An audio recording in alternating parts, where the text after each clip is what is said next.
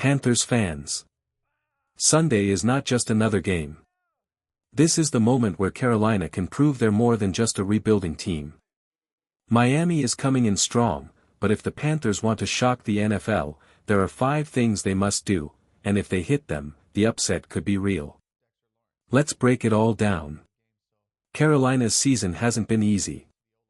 Injuries, inconsistency, and missed chances have frustrated this fanbase for weeks. But every NFL season gives you games that define your team, and Sunday against the Miami Dolphins could be one of those games. So here's the question, what must the Panthers do to even have a shot at pulling this off? I've got 5 things, 5 goals that Carolina has to chase if they want to leave Miami with a win. Not guarantees, but keys that could change everything. Number 1, Bryce Young has to throw for at least 200 yards and 2 touchdowns. That's the minimum. Why? Because when Bryce gets into rhythm, this offense moves.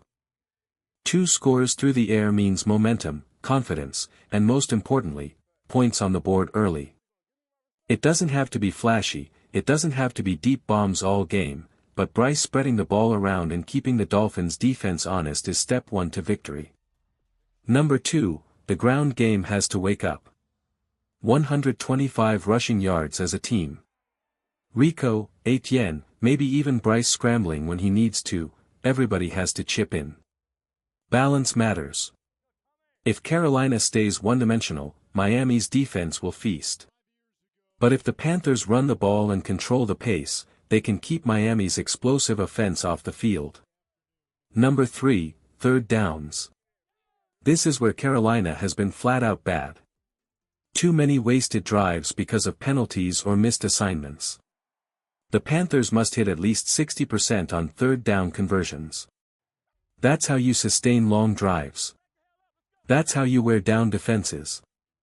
If they keep going 3 and out, Miami's speed will bury them. Number 4, the defensive line has to show up. 2 sacks minimum. Tua cannot sit in the pocket untouched. When the Panthers collapse the pocket, they often fail to finish the job. This week, that cannot happen. Pressure leads to mistakes, and mistakes could flip the game. And finally, number 5. Limit Miami's passing attack to under 175 yards. Yes, Tyreek Hill is out, but let's not pretend the Dolphins are suddenly harmless. They've still got Jalen Waddle and other weapons who can make big plays.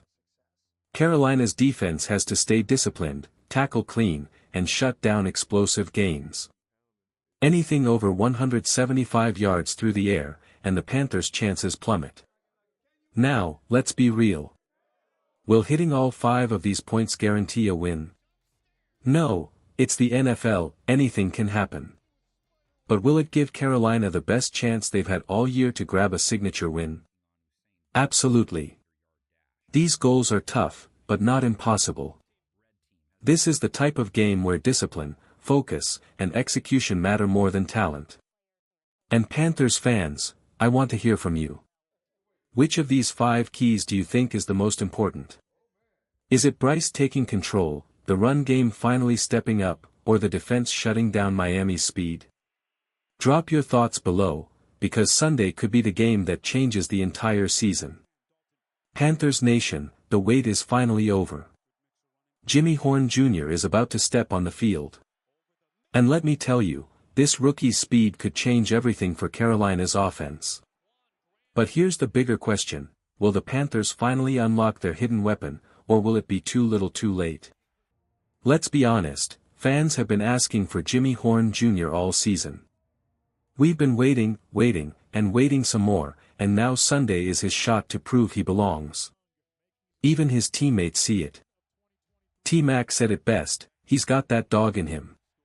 And that's exactly what Carolina needs, somebody fearless, somebody explosive, somebody who can tilt the field in one play.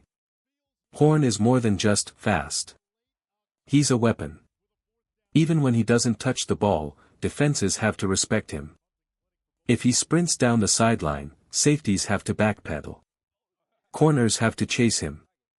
Linebackers have to shift over. And when that happens, Suddenly the middle of the field opens up for everybody else. That's what speedsters do. We saw it for years with Deshaun Jackson, a guy who could terrify defenses with one deep route. We saw it with Tyreek Hill, who has built a career on stretching defenses thin. Shoot, Panther fans remember 2015, when Ted Ginn Jr. was flying down the field, pulling defenses apart and leaving Greg Olsen wide open underneath. That's the exact impact Horn can have if Carolina uses him right. Now think about this offense with Horn finally added to the mix. You've got Hunter Renfrow, the crafty vet in the slot who wins with sharp cuts.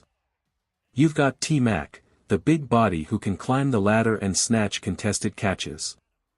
You've got Xavier, another possession target who can move the chains. You've got Coker, the Swiss Army knife who can line up anywhere. Add in tight ends like Sanders and Tremble, and now this offense suddenly feels like it has options. And right in the middle of it all, Jimmy Horn Jr., pure speed, pure explosion, a guy who can take the top off at any moment. He doesn't just stretch defenses. He terrifies them. If Carolina actually puts him on the field, defenses won't be able to crowd the line of scrimmage. That changes the run game. That opens up play action. That makes Bryce Young's job 10 times easier. This is why his debut matters. This is why his role can't be small. Jimmy Horn Jr. might not put up Tyreek Hill numbers on day one, but his presence alone forces defenses to play differently. And let me say this clearly, if Carolina finally unleashes Jimmy Horn Jr., he could be the X factor that flips games the rest of this season.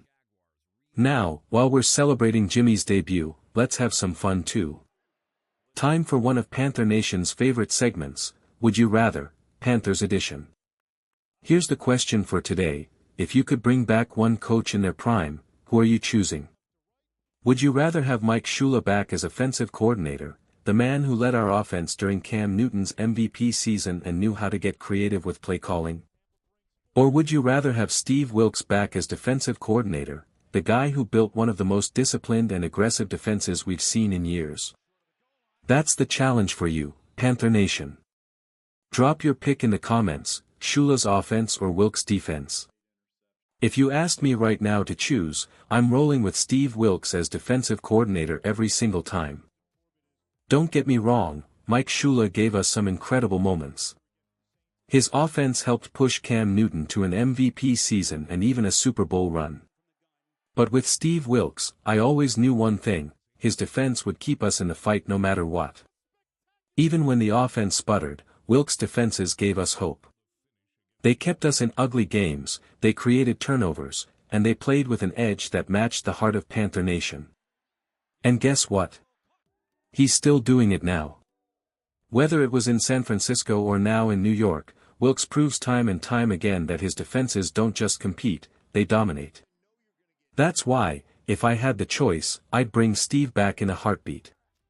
A strong defense gives you a chance every single Sunday, even when the offense is off its rhythm. For me, that's worth everything. But I want to hear from you: who would you pick? Mike Shula running the offense again, or Steve Wilks leading this defense? Drop your choice in the comments below, because I know Panther Nation is split on this one. And before we move on, here's our Panther freeze frame of the day, a shot straight from practice of Hendon Hooker and a few teammates just dancing and having a blast. Sometimes, you need those moments. This team has been through a lot, but scenes like this remind us there's still joy, still fight, and still belief in that locker room. I've got to say, I respect the breakdown from Gloves in the comments. His whole idea about forcing Bryce and Dave to work it out instead of hitting the reset button, man, it makes sense. Because let's be real, you can't build anything worth having if you're just firing people left and right. Patience is painful, but patience is what builds dynasties. And I agree with him, Bryce hasn't had enough time. Dave hasn't had enough time. AO's defense was built in such a unique way that scrapping it would mean starting over from scratch. That's the last thing we need right now. But here's where I'll add my own 2 cents, personnel decisions have to improve. The Jimmy Horn Jr. situation is the perfect example. It took injuries for him to finally get on the field, when his speed and playmaking should have been used from the start. If Horn balls out this week, you can't just send him back to the bench once the room is healthy. That's not growth, that's comfort, and comfort doesn't win games. Now, about the trainers, that's another solid point. The Panthers have been absolutely wrecked with injuries, and while some of that is just bad luck, some of it feels like a disconnect in recovery and preparation.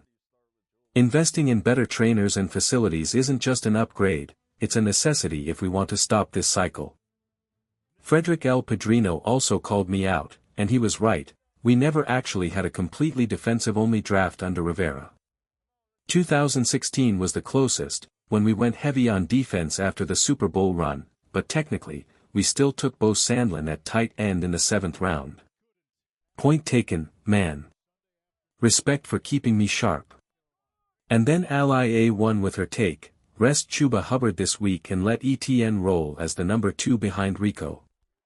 Honestly? I'm with her. If that calf is still bothering Chuba by Saturday, sit him. Don't risk it. This isn't the time to play games with injuries. At the end of the day, that's what I love about Panther Nation, you guys speak the truth. You break things down, you call out mistakes, you offer solutions. That's what keeps the fire alive.